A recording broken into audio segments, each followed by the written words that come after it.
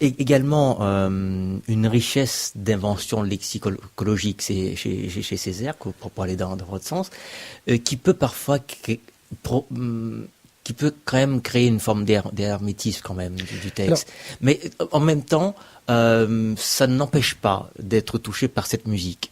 On a toujours accès à cette musicalité, malgré parfois un vocabulaire quand même très choisi, qui peut un peu dérouter le lecteur.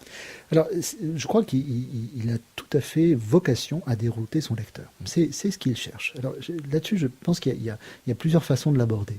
Il y a une façon savante. Peut-être trop longtemps, on a voulu placer ce livre, Les Armes miraculeuses, un peu à part, en le qualifiant de surréaliste. Très souvent, ce terme, d'ailleurs, permet de classer les choses ou étiqueter les choses sans aller y voir de plus près, en se contentant de l'effet, en quelque sorte. Alors, il y a une manière savante d'aborder les choses, c'est de dire, oui, allons voir de plus près quels sont les mots dont se sert Césaire, quels sont les mots qu'il fabrique, quels sont ceux qu'il utilise. Et là, moi, j'ai une petite hypothèse là-dessus de lecteur.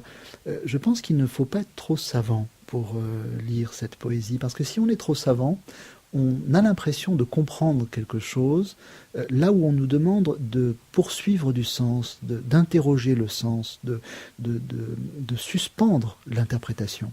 Je crois qu'en fait, et je vais vous raconter quelque chose qui m'est arrivé il n'y a pas plus tard qu'une semaine, dans un contexte tout à fait particulier, qui m'a permis de comprendre comment ceux qui ne sont pas justement armés d'un dictionnaire de 10 ans d'études supérieures et, dans le cas d'Aimé Césaire, des normaliens ou des agrégés de lettres pourraient seuls comprendre cette poésie, j'ai eu la preuve du contraire. Alors, mon hypothèse est la suivante. Mon hypothèse, c'est que Césaire, qui a choisi le français, a voulu placer son lecteur, et pas n'importe quel lecteur, le lecteur de la poésie surréaliste, et le lecteur français, savant, parce que c'est à lui qu'il s'adresse en publiant son livre dans la collection blanche des éditions Gallimard à Paris, et non pas dans une petite édition martiniquaise. Il a voulu le placer dans une situation de trouble, une situation où il ne comprendrait pas tout. Et il y a, au fond, 4 strates de vocabulaire chez lui. Le vocabulaire très savant. C'était le vocabulaire de la botanique et de la zoologie, par exemple, qui est en grec ou en latin. Et là, je défie quiconque de connaître tous les mots qu'il emploie, c'est impossible. Ce sont des mots qui sont directement issus précisément d'une langue qui n'appartient à personne, qui est la langue de la science, et qui est une langue en quelque sorte archaïque, ancienne, ininterprétable. La deuxième strate, c'est le mot français, savant issu de la culture, et en particulier de tout ce qu'il sait, à la fois de Lautréamont, de Mallarmé, de toutes ses origines. Je dirais que ces mots-là, c'est souvent fait pour dépayser ce qui, chez lui, pourrait être trop facilement exotique, trop facilement repéré comme ce qu'il appelle tout simplement le doudouisme, c'est-à-dire comme une culture propre aux Martiniquais, propre à ce qu'on attend de lui, Aimé Césaire, comme vocabulaire. Et là, il est très fort. Il renvoie à celui qui précisément commence à s'amuser en Europe entre les années 20 et 30 d'une culture qu'il ne comprend pas, mais qu'il commence à assimiler en dansant la biguine et en s'attachant à ce doudouisme culturel. Il lui renvoie son propre savoir. Et là, Césaire, par une opération à la fois de détournement et de réappropriation, il nous installe dans l'idée que Mallarmé, Lautréamont, c'est à lui que ça appartient, et non pas seulement à cette culture dominante.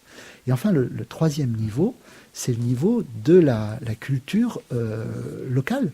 C'est-à-dire ce sont les mots locaux, les mots que le français de métropole ne pourra pas comprendre, parce qu'ils correspondent à des réalités que le français de métropole ne pourra pas comprendre. Et ce mot-là, évidemment, sera immédiatement reconnu ou perçu par l'autre lecteur, celui qui